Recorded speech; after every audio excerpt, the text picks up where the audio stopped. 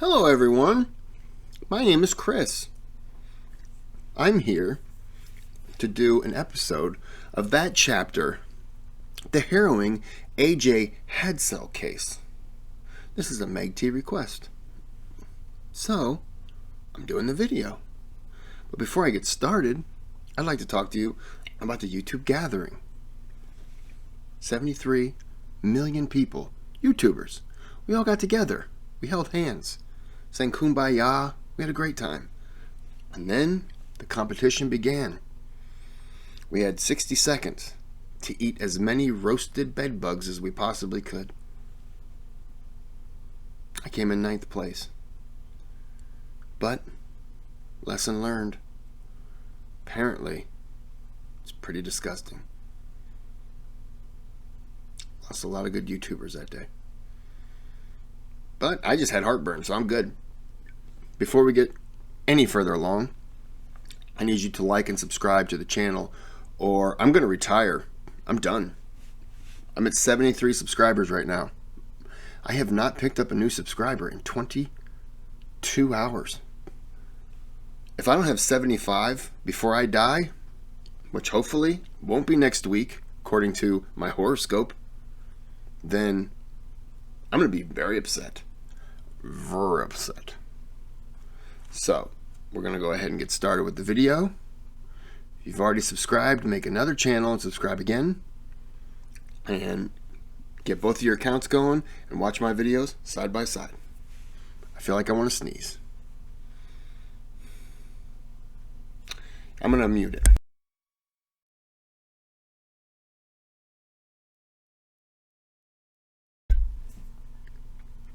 Okay. That was a good one. That was a good one. My eyes are tingling, so we're just going to get started with the video. Here we go. Hey you, and welcome. My name is Mike, and in this whole video, we are, we're getting our boots on and going to Norfolk, Virginia, home of the Hadsells. I was just there. February of last year. But I was there. I went and visited George Washington's house for the 3rd time. I went to Williamsburg. A lot of places were closed in Williamsburg, so I couldn't really go. It was awesome. I wanted to go to Jamestown, but that was closed. And then there was somewhere else. What's the triangle? Jamestown, Williamsburg.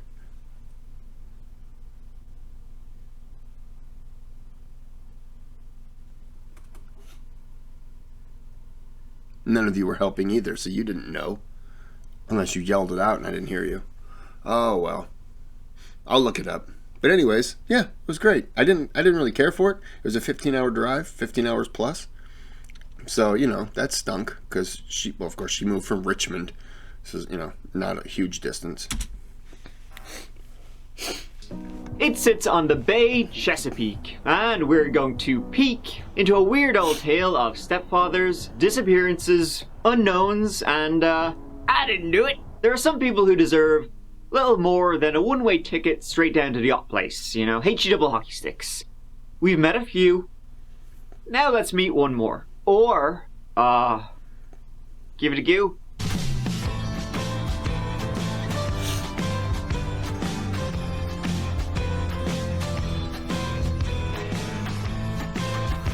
Yorktown,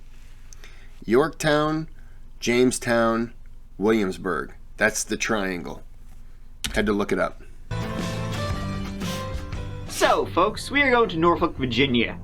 Home of, let's see here. We got about 240,000 people. Nice. Home of the world's biggest naval base. Can I get a toot-toot? And of course, the city is also home to lots and lots of buildings. And parks. Things that make you say, yep, it's a city alright. It's a friendly city, an artist's city, a party city. Education, you can give it a go with 4 universities in town.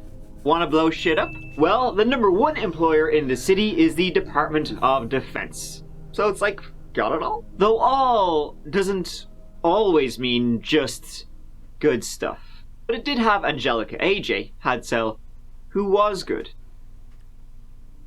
AJ Hadsell was born in August 1996 from Chesapeake, which is all part of the Norfolk, Chesapeake, Virginia Beach area. She was born to Jennifer. Her biological father, Mel, lived in Florida, and you'd never really be a huge part of her life. Mel and Jennifer's relationship unraveled soon after her birth, and so AJ's mother would meet a man named Zach, who helped raise AJ. He would be a strong father figure for AJ growing up, and they became very close, but unfortunately, that didn't work out, so she eventually met Wesley Hadsell, AJ's adoptive father, as of 2012. And so AJ grew up with parents Jennifer, Wesley, and her 3 sisters, Justice Gracie Abby, and 1 brother, Timothy. AJ had a very bright personality. She loved sports. She played softball, field hockey, soccer. She did a bit of the old splish splash. And she would go on to attend Longwood University, whose patron hero is Joan of Arc, fitting, located about a 3-hour drive west of Norfolk. There, AJ was double majoring in IT and computer programming, and was seemingly popular enough. In 2015, she was in her first year in university, her freshman year. And so, as spring break arrived in spring of all seasons, she decided to pop back home, see the fam over her week off. She wouldn't be making it back, though, to university. On Friday, the 27th of February, she arrived back in Norfolk, back to the family home after, finishing classes for the day. Over that weekend, she hung out with her sisters, went shopping, enjoyed her time back home. She would be due to remain there for the week, but then Monday happened. That day, 18-year-old AJ was last seen by her stepfather, adoptive father now, I guess, Wesley. She was last seen by others, though, in the family home in the Tarleton area of Norfolk. And then she simply left. She was at home, her parents were coming and going. She was there 1 minute, the next she wasn't. It was the next day, Tuesday the 3rd of March, she was reported missing at 9:15 p.m. after, no one was able to get through to her. AJ's jacket, truck, wallet were still in the house, but some clothes were missing. And a note was on the table, supposedly written by AJ herself. It read, "With everything going on, it's a lot to deal with." Jennifer would say that note didn't make sense to her. Kind of written in a very depressed, almost suicidal kind of way. AJ's sister would be like, that doesn't sound like AJ at all. AJ wasn't depressed at the time. She had recently just broken up with a boyfriend, but she was enjoying college. She was finding college quite stressful. She was getting a lot of migraines, but other than that, she was grand. This is a horrible nightmare that I feel like I should be waking up from at any moment. It's been 4 long days for Jennifer Hadsell. I do believe that she is safe. 18-year-old AJ was home on spring break from Longwood University in Farmville. And while she told family she was stressed out, Mom says this behavior is far from normal. She's a freshman at college. She moved away from home. Just your normal everyday life stresses. Jennifer heard from AJ by text message for the last time Tuesday morning. She wrote that she was okay, but not ready to return home. But the question remains, was it AJ or someone else on the other end of the phone? Some of the things that were said were just, they were not her. They were off.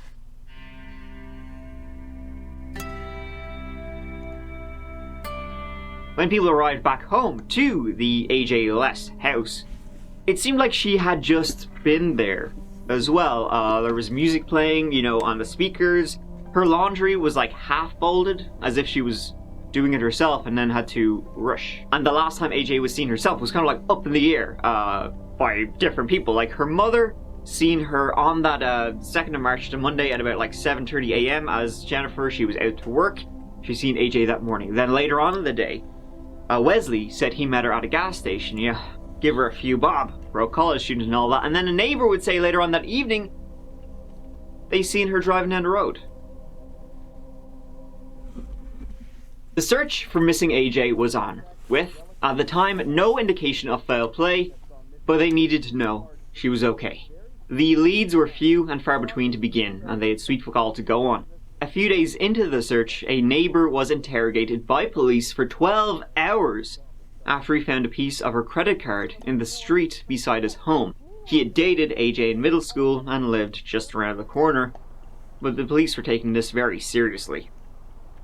Now, this neighbor who found a piece of her credit card outside his house, and like I said, he had dated AJ in middle school and they remained friends. His name was Corey French, and he would later go off and join the army, like he was joining it just a couple of days later. But after the investigation into missing AJ began, he had a terrible time, poor fella. One time he opened his front door to find a box. Written inside the box was, "We know," like the Dark Brotherhood were after him. And another incident was when Wesley Hadsell, distraught father, just trying to find his daughter, he broke in to Corey's house, having a hunch Corey had something to do with whatever happened to AJ. For some reason, I guess because he found the credit card and, must have had something to do with it, Wesley became convinced, absolutely convinced, that Corey was behind whatever happened to AJ. And so when Corey was out one day, he broke into his house. He punched his dog, a St. Bernard, son of a bitch, but his break-in wasn't for naught. Wesley found AJ's jacket in Corey's house, if you can believe it. It's hard. Wesley then said to one of AJ's friends, who was helping to search, "Hey, guess what I found at Corey's house?" By the way, he also would go around saying he had lots of guns, and was a member of the Aryan Brotherhood. Okay, I think he was trying to intimidate AJ's friends who were helping to search, to the point where they were the ones who actually pointed out, yeah, AJ's jacket is in the house and the police went in and found it. But how did it get there? Because Corey would take a lie detector test. He would willingly give all his DNA, and he had a rock-solid alibi for the day AJ disappeared. And he was like, "Whoa, what's your jacket doing in my house?" Huh? Yeah, it's as weird as it sounds, and there's something about Wesley. Besides him being a sack of shit who would punch a dog. Police actually started looking into Wesley pretty quickly as the investigation began. Maybe him possibly having something to do with whatever happened. See, the jacket did not help the investigation at all. It gave the police nothing. But it did make them focus on Wesley more. And the police pretty swiftly figured out that, well, the most logical thing is that Wesley actually just broke into his house and planted the jacket there. So Wesley actually got in shit for interfering with the investigation. Now, Wesley also had quite a lengthy criminal history going back to 1996. I'll zip through it a little bit because, as I said, in 96, 2 counts of burglary, 1 grand larceny in Williamsburg, Virginia, dismissed. 4 days later, 1 count of burglary, for which he did a year inside. He never did more than 4 years inside, actually. What else did he do? We got burglaries, forgery, assault, domestic violence, rape, kidnapping, and bank robbery. What an upstanding citizen. And just a few weeks before the disappearance of AJ in February 2015, Wesley had actually been kicked out of the house by Jennifer because he was on the drugs. He was acting erratically and doing a lot of the El Schnock, the devil's dandruff. Jennifer tried to help him. She tried holding interventions for Wesley, but it didn't seem to work. And so he was out $85,000 and he moved into a motel near the family home. And so Wesley seemed determined to blame Corey for AJ's disappearance. This, ended up backfiring and casting more suspicion on himself. 4 weeks and still no trace of missing teenager Angelica Hadsell. But friends and family are not giving up hope, and tonight another show of support and prayers that she will be found. And then we were talking on our 5 o'clock news earlier from an interview we did previously about how you guys are still strongly under the impression that AJ is out there, that she's alive. Are you still under that impression? Yes, definitely. And then what do you want people to know about Angelica that are at home right now that, a month later? Just, there's a lot of support out here for her, and I hope to continue to see more support as, the days go, however long that may be, hopefully not too much longer. She's a great kid, and we just want her home. Perfect. Thanks so much. And this is Andre, friend Andre, very close to the search. Now, so Wesley was probably the last person, definite confirmed person to have seen AJ on March the 2nd, right? There was a neighbor who said they thought they saw her that evening, but nah. So he was in work that day. He worked for a plumbing company, and he said he had to run out before midday. He had to go meet AJ at a gas station and give her like $200, just She was a bit light in the wallet. So, that's what he said. He went off and did it, and then he came back at about 2 p.m. back into work. And when he did, his co-workers said he was agitated. So, police later searched the 38-year-old Wesley's motel room. There, they found bullets, and that was a big no-no with his criminal history. He was charged with possession of ammunition as a felon. By the way, his eyelid tattoos say game over. Boy howdy, he nailed that one. You're told these charges are not connected to Angelica's disappearance. Yeah, Deanna, Wesley Hadsell was arrested on charges of obstructing justice, possessing ammunition after a felony, and breaking and entering. He doesn't deny any of those charges, but one thing he does deny from jail is that he knows anything about where Angelica could be tonight. I do anything for my daughter, my wife, my kids, and they make it sound like I do anything to keep myself out of trouble. Hadsell believes his daughter was taken, which is why he says he broke into the home of the person he believes took his daughter against her will March 2nd. I couldn't sit a minute away from where my daughter may have been. Hadsell admits to breaking in and spending roughly 18 minutes inside the home, tearing through trash cans, peeling back carpet, even punching the family's dog out of anger. A search of the couch uncovered Angelica's jacket, he says. Found my daughter's jacket in his couch, rolled up behind the cushion. It's my daughter, Angelica Hadsell. She's been missing since March 2nd. Here it is, I do believe it's March 25th. It's 23 days. No contact, no communication, no social media, no anything. She's still out there missing. And in light of recent events, with my name in the media, with what's going on here, I would implore people to put her back at the front lines of this. It does not matter what I have or have not done. Then It does matter what you have or have not done. Have done is pretty important. And I like how he's like, we need to put the attention back on her. Get it off me. I'm not a suspect. Let's find the real suspect. Let's find the real culprit. It's not what I may or may not have done isn't important. Well, if you killed her, it kind of is. they searched his work van. Inside, they discovered a shovel, duct tape, and black work gloves. They continued looking into his van, however, and got an analysis report of where it had been and when it had been there. In April 2015, about a month after the disappearance, the GPS analysis came back. And the day after AJ was last seen, on March the 3rd, it had been to an abandoned house near the North Carolina border, about an hour. Great Dismal Swamp National Wildlife. What a terrible name. It's a dismal swamp, but it's a great dismal swamp. Drive away.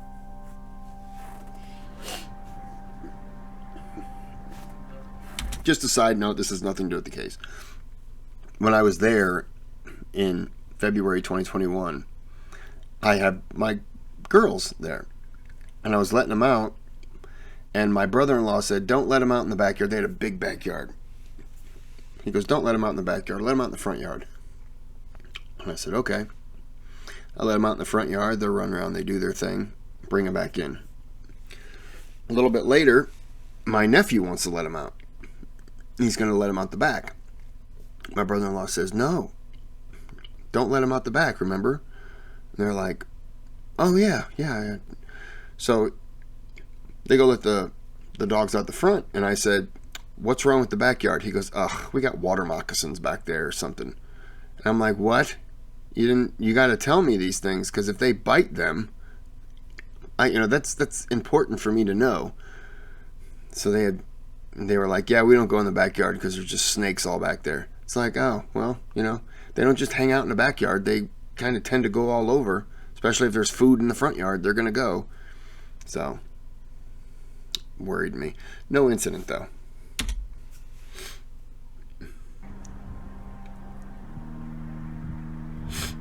And it's a common thing in Norfolk, I guess. Oh, Police Virginia. visited that location and snooping around. Eventually, they discovered, buried in a ditch, Angelica Hadsell.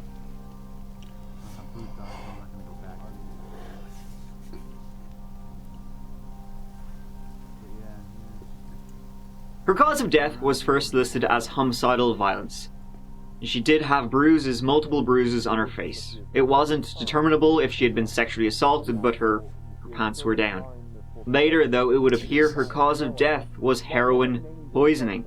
She had 3 times the lethal dose in her system. So at the time her body was discovered, Wesley was in jail for, those weapons charges. And when he was asked, hey, your work van was right, beside where her body was found. How do you explain that? He was just like, well, I did happen to be out there for a job. Squinky dink. Coincidence. I don't know how she ended up at that house. Coincidences. I don't know what the coincidences mean. I do. Also, his story of meeting AJ at a gas station to give her some money, well, CCTV showed no sign of them where he said they were, but no arrests were made. Wesley was already sitting in jail for the weapons possession charges. In fact, he would, much later, get 10 years for that. In jail, he would say he's being set up. Set up? Go on. It leaves a lot of room for questioning. I think it looks like a coincidence as well as the other coincidences, but how many coincidences can one family deal with? Okay, it's a coincidence. Explain you not being on CCTV at the gas station to give her money. Is that a coincidence as well? I mean, where do we draw the line here? To have make-believe and reality. Before it breaks. So he would say the GPS locator in his work van, that led them to Angelica's body, he would say that's removable. It's detachable. So somebody else, could have driven to Angelica's where her body was left. And then, taken it out, put it back in his van to make it look like his van had been the one to drive there. When he said that's not the case at all. You're mistaken. So if they were to track your GPS, would they find that you were near that home? If they track, I gave them my phone voluntarily too. So I don't know where that home was in relation to where I worked at. So you were in the same county where her body was found. Correct. The day after she disappeared. Correct. How do you think that looks? It doesn't look. Now CCTV would also show he had definitely been in that area because he was seen at like an ATM, in an ATM security camera, so. And I'm not gonna sit here and have my daughter's name dragged through the mud. Hey. Girls, stop. Any kind of way. She did not use drugs. Sorry, I want to go back for a second. Security camera, so. And I'm not gonna sit here and have my daughter's name dragged through the mud. Any kind of way. She did not use drugs. She was murdered. As sure as I sit here today, I am convicted in my heart that my daughter was murdered. Yeah. We all can see that. She didn't OD on, heroin? And then bury herself. I'm not saying he's guilty. I'm just saying every other person on the planet seems innocent. She didn't do this to herself. No, she didn't. Of course she didn't.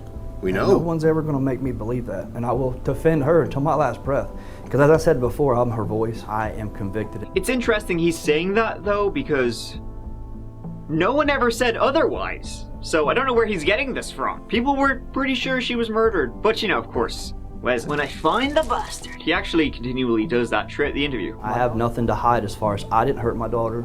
I didn't help her get away from the house or help her get to Southampton. I have no knowledge of it. Where is he getting the idea that he was helping her? Nobody said that. I swear to you that I didn't hurt my daughter. I don't know who did, and if I did, I wouldn't protect him. Well, I mean, he swears. So we better get out there and find the real killer, because you can't lie when you say I swear. What a dick. Well, that explains it then. Let him out! That's exactly In what I November said. 2018, 3.5 years after AJ's death, Wesley would be charged with her murder. You can't charge him. He swore. In 2020, Weasel went on trial. Though on the second day, a mistrial was declared. The prosecution and the defense couldn't agree on what parts of Wesley's criminal history the jury should hear and see. His second trial would begin in January 2022. The prosecution said that while AJ was home on the morning of the 2nd of March, listening to music, folding laundry, he came into the house and... I just want to let everyone know, I was there February of 2021. She had already been murdered. Had nothing to do with it. abducted her. I have a window open and the neighbor kids are outside playing, and that's why my dogs are growling. Sorry. His motive? Well, he was being kicked out of the house, he was back on drugs, and soon he'd be removed from the family entirely. See, AJ herself had learned of his drug use and was uneasy around him. He wanted something from the family, and so he took AJ and sexually assaulted her. He kept her for at least a day, and then he would hold her down and inject her with a lethal amount of heroin. Wesley's drug dealer would take the stand also. This was in return for immunity from drugs charges he was facing. And he would say, yep, he sold Wesley coke and heroin on the 3rd of March, the day after AJ went missing. Of course, then he dumped her body and tried to make it look like Corey French had done it by breaking in and planting AJ's jacket on the couch. No offense, but I'm not really taking the word of a drug dealer. I'm not saying he didn't buy the drugs, but this guy was trying to get himself off the case, and it's no different than somebody in jail who will try to get information from somebody who's, convicted or whatever. And there's other murders maybe that person knows. And so they're trying to get information, and sometimes they just flat out lie. Yeah, he told me. Will that get me, 5 years knocked off my sentence or whatever? So no offense, but I'm not really believing the word of a drug dealer in this case. I'm only saying the character of said individual isn't exactly reputable. Stupid friggin' plan. The defense said that no, AJ was depressed. She had recently broken up with her boyfriend, and so she overdosed herself. But wait, didn't he say earlier? She didn't do this to herself. And no one's ever going to make me believe that. And I will defend her till my last breath. What a murder charge will do to a motherfucker. AJ had no history of drugs and was very happy, and tests of her hair could confirm she had never been using drugs before. As you can see, this was a very poor defense, and it took the jury less than 1 hour to find him guilty. She's very cute. Let's go.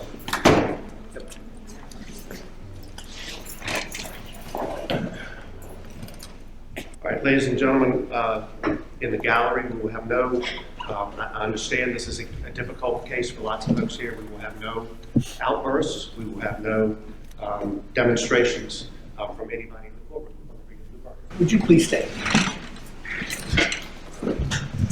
On the charge of first-degree murder, we, the jury, find the defendant, Wesley Paul Hadsell, guilty as charged in the indictment. Ladies and gentlemen of the jury, is this your verdict, and so say you all? On the 4th of April, 2022, he was sentenced to life in prison.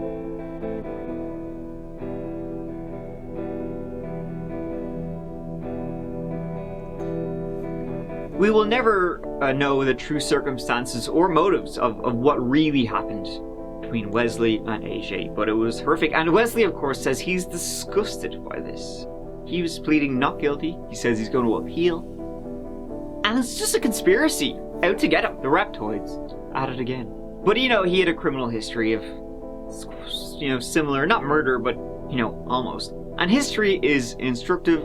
Time is a flat circle, and all those kind of things. But Wesley says I do know that I am innocent and that I will work very hard to prove the fact. Wesley Hadsell sits in a yellow jumpsuit at the Tidewater Regional Jail, staring down the very real possibility this is how he'll spend the rest of his days. Did you kill AJ? No, ma'am. The jury says he did. What went through your mind? What did that moment feel like? Give us some insight. I wasn't going to break down. I'm not going to accept that verdict. There was no smoking gun in this case. The prosecution never even proved how Hadsell gave AJ the heroin that killed her.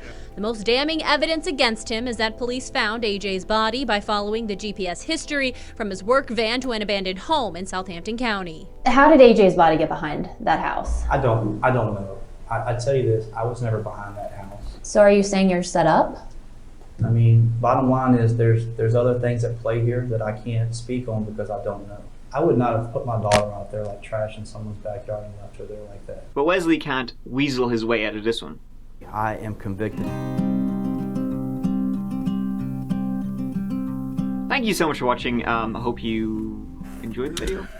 Just things like that just really make you mad. Like, he's just a scumbag, and you just took it out on a kid. She was 18. She had her life. She was cute. She had her life. And this perverted, drug-using piece of shit, piece of garbage, just ended it. And I hate the, oh, we're going to find out who did it. Are we? Really? I think we did. I'm pretty sure the case that was presented and the jury kept coming back in an hour, pretty sure that was a home run, friend. You're not going to rest until you find the real killer? Okay. I can tell you who the real killer is. Every time you walk past a mirror, just stop and take a look. There it is.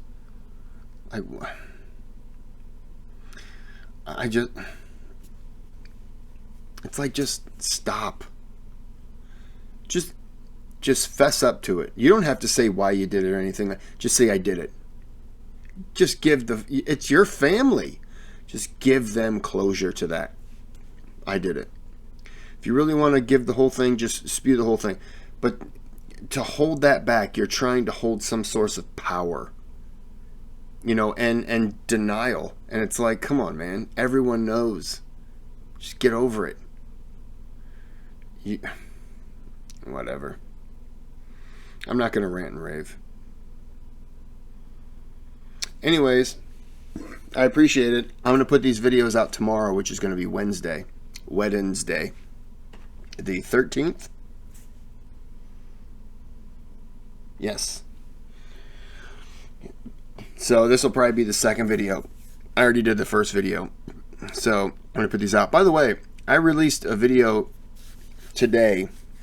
Top 3 disturbing video. It was a Mr. Ballin. Top 3 disturbing videos, part 4. And I was freaking out. Sometime when I did, it was a copyright claim on there, but I'm not getting paid. So I just went ahead and ran with it. Let whoever is getting paid from it get paid. I don't care. It doesn't bother me. But I put it out, but for whatever reason, it didn't come out as a premiere, I don't think. I never got any notification or anything like that. So I kept looking and I was freaking out. And then I went and checked and I realized, I checked at 6 o'clock and I realized, oh, it did. It went out 3 hours ago. But when I was loading it up for whatever reason, I didn't look through the whole thing. I didn't watch it. I get up in the morning at 5. I eat breakfast. And then about 5:55 to 6 o'clock, I come over to this computer, sit down, think of what I'm going to put in the description. I open up 3 tabs. One of them is my YouTube studios. The other one is my YouTube channel. So I get my Twitter thing off of there. And the third one is for the video I'm going to do. And as I'm putting the video in, I'm typing out the name and everything like that, and then I go to the other and I find the original video so I can get the link for that. I copy the Twitter address, put that in the description, and then I just think, what is stupid that I can put in the description? And then sometimes it hits me Sometimes it takes me a couple minutes, and then once I go through all that, I have to answer questions, check things, add this, put that, do this, boom, and go on to the next one. Whatever reason, the second one I didn't think loaded, so I came home and was going to just, I had deleted it, so I restored it and I was going to put it back out, and I saw it was there and I freaked out. You know, you don't care about any of this, but it was just a thing. On the last video I also put out, put something down in the comments. I have to say this is from Kylie. It was a very original idea and I like it. I'm thinking about doing story time, maybe a video every now and then of just a story that I have. It could be anything. And also, if you're interested in sharing or you have a story, you can leave something in the comment. I'll put down my email. You can email me your story. I will just write it out how you want me to say it. Or I can take the gist of it. I can rewrite it in a way that might be dramatic, funny, whatever. Send it to you. You go over it, make sure everything looks good, send it back. I can put your name or not, you know, it can be anonymous, whatever. But yeah, I think that would be pretty cool. She came up with that idea, and I think it's a pretty cool idea. I think it'd be pretty nice if people are interested in doing it. You share, I'll share, we'll all share together. We'll all have one big ice cream cone and we'll just pass it around. Everyone gets one lick. And don't be the person that's just like, instead of licking, you just pass it along, because that's just mean. Because then the next person's like, oh, that was just spit. It was a snotty spit I had to lick off. I don't know where this is going. Maybe that'll be a description. I know I have to kill Pete soon for Meg and blame it on her.